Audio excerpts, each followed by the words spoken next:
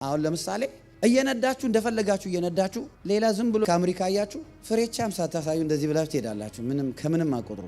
የፖሊስ መኪና ስታይ ግን ስርዓት፣ እጅ አያያዝ አይደል፣ ቤልት ስልክ ቁጭ ስርዓት መያዝ ይጀምራል። ልክ ነኝ አለቃ? አራ ለምን ድመቱ ከጮኸ 4 ነጥብ ሚያው ካለ በቃ ከዛ በኋላ ምንም እኮ አይልም። ጠጋ ይልሃል። አንተ ራስህ ማለት ነው ሳታስበው በመንፈስ ሆነህ ወደ ዳር ትሄዳለህ።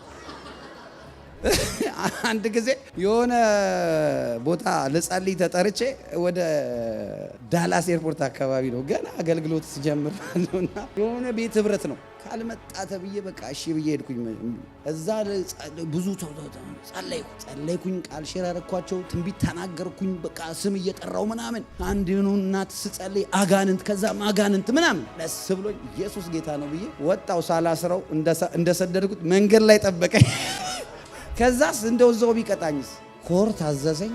ከዛ ከሲልቨር ስፕሪንግ ነበር የምኖረው የት ሩቅ ሄጄ 500 ብር ተቀጥቼ ነዛ ቅዱሳን ደግሞ ጌታ ይባርካቸው ቆንጆ ራት አብልተው ነው የላኩኝ። ከየት መጥቶ ነው የሚከፈለው?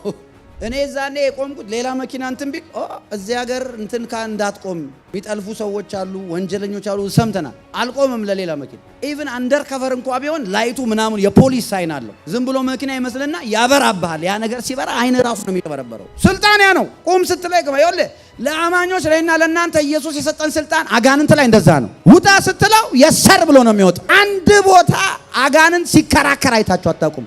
ኢየሱስንም አልተከራከረም፣ ሐዋርያትንም አልተከራከረም። ውጣ ሲባል ይወጣል። እንደውም ይለምኑታል፣ እባክህ ጌታ ሆይ ወደ ከዚህ አካባቢ ያዘ እሪያዎቹ ስደደን። ስልጣን እውቀት ይፈልጋል። ስልጣን ደግሞ የባለስልጣን የስልጣን ልብስ መልበስ አለብህ። ኤፌሶን ምዕራፍ 6 ላይ ይኸውልህ የእግዚአብሔር ልጅ ነህ።